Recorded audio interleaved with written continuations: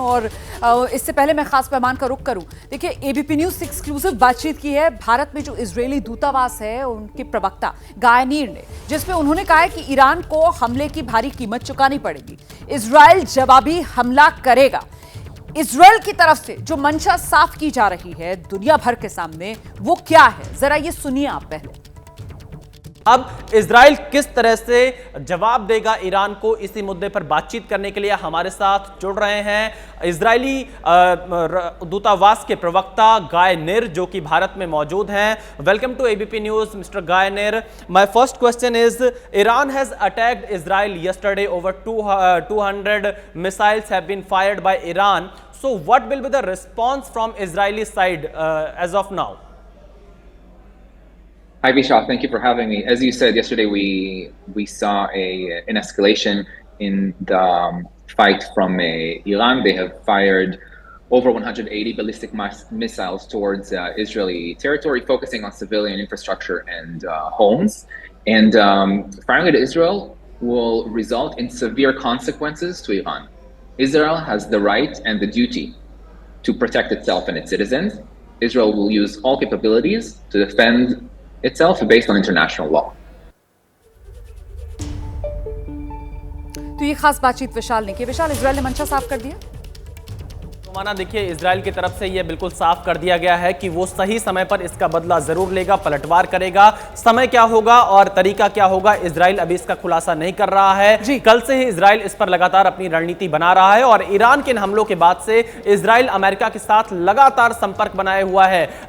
जहां आज सुबह ही इजराइल के रक्षा मंत्री और अमेरिका के रक्षा मंत्री के बीच बातचीत हुई, तो वहीं जो इजरायली सेना के प्रमुख हैं और अमेरिका का जो सेंट्रल कमांड के प्रमुख हैं, उनके बीच में भी बातचीत हुई है कि कैसे ईरानी हमलों से इजराइल को बचाया जाए। तो यानी इजराइल जहां एक तरफ ईरानी हमलों से बचने का प्रयास कर रहा है, तो वहीं दूसरी तरफ इसकी भी रणनीति तैयार कर रहा है कि कैसे ईरान पर पलटवार करना है। इजराइल चुप तो नहीं बैठेगा, दुनिया जानती है इजराइल को मिजाज को, इजराइल पलटवार तो करेगा। इजराइल इन दिनों एक साथ 4 दुश्मनों से लड़ रहा है। कैसे, आपको समझाते हैं, नक्शा लेकर आएंगे आपके सामने और उस नक्शे के जरिए मैं आपको बताऊंगी कैसे इजराइल इस वक्त एक साथ 4 दुश्मनों से लड़ता हुआ नजर आ रहा है। 4 दुश्मन जिनसे एक साथ निपट रहा है इजराइल। इसमें आप गाजा भी देख रहे हैं, आप ईरान देख रहे हैं, वो लेबनान और सीरिया, जहां पर हिजबुल्लाह से लेकर हुती विद्रोहियों तक को इजराइल की तरफ से जवाब दिया जा रहा है। और आइए सीधे अब आपको लेकर चलेंगे, हमारे साथ खास मेहमान हर्ष डोभाल साहब मौजूद हैं। हर्ष जी, अभी हमारे सहयोगी आशीष कुमार सिंह ने ब्रेकिंग न्यूज दी, कैसे भारत सरकार की तरफ से अपील की जा रही है कि एस्केलेशन ना बढ़ाया जाए, स्थिति नियंत्रित कर ली जाए, सब लोग शांति के जरिए कहीं ना कहीं कोई समाधान ढूंढ लें। वहीं हमारे सहयोगी विशाल ने जब इजराइल के अधिकारी से बात की तो उन्होंने अपनी मंशा साफ कर दी है और इजराइल लगातार अपनी मंशा साफ कर रहा है कि वो चुप नहीं बैठेगा, बदला लेगा। क्या लग रहा है आपको सर, क्या होने वाला है? देखिए, इजराइल बहुत बहुत धन्यवाद पहले तो माना जी एंड विशाल जी हमको अपने चैनल में बुलाने के लिए। इजराइल का अगर आप इतिहास देखें तो इजराइल ने जवाबी हमला तो हमेशा दिया है और अभी अभी हमने सुना इजराइल का जो ऑफिशियल स्टेटमेंट वहां के राजदूत, जो वहां के डिप्लोमेट्स ने बोला, वो भी साफ साफ है कि इजराइल हमला करेगा। अभी स्थिति बहुत ही एक कॉम्प्लेक्स, जिसको कहते हैं, मोड पर पहुंच चुके हैं। आपने भी बताया कि इजराइल जो है एक तरफ गाजा और वेस्ट बैंक में हमास से लड़ाई कर रहा है, साउथ लेबनान में हिजबुल्लाह से, हिजबुल्लाह को ईरान का सपोर्ट है। ईरान ने 180-81 मिसाइलें दागी, हालांकि इजराइल का जो एरियल डिफेंस सिस्टम है उसने लगभग ज्यादातर मिसाइलें नाकाम कर दी। और जो एक मौत बताते हैं, हमने पढ़ा हुई है एक फिलिस्तीनी की, जो जेरिको में जो एक मजदूर था और शायद 4 घायल हुए हैं। तो इजराइल का डिफेंस सिस्टम बहुत मजबूत है। और यमन में जो हाउती जो रेबेल्स हैं, जो विद्रोही हैं, उनके साथ भी इजराइल लड़ रहा है। तो 4 फ्रंट आपने सही बताया।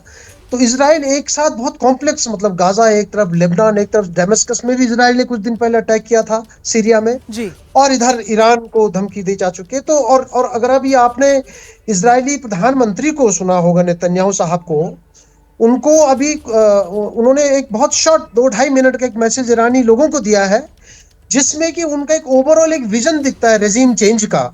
अब केवल हिजबुल्लाह को खत्म होने की बात नहीं कर रहे नेतन्याहू जी, या हाउतीज को या हमास को। अब वो उनका ये कहना है कि मिडिल ईस्ट में पीस का एक विजन है, वो पश्चिम एशिया में शांति और प्रोस्पेरिटी के एक विजन लेके आ रहे हैं। वो कहते हैं कि एक तरफ ईरान का विजन है और एक तरफ हमारा विजन है, और वो ईरानी लोगों को, पर्शियंस को, वो पर्शियन, फारसी और यहूदी, दो प्राचीन लोग और प्राचीन सभ्यता की बात कर रहे हैं, और बोल रहे हैं कि अगर आपका ये रजीम चेंज हो जाए, आपकी जो सरकार है, जो क्लेरिक्स, जो आपको शासक अभी है, अगर इसको हम बदल दें तो हम दोनों देश, दोनों लोग, प्राचीन लोग एक साथ रह सकते हैं।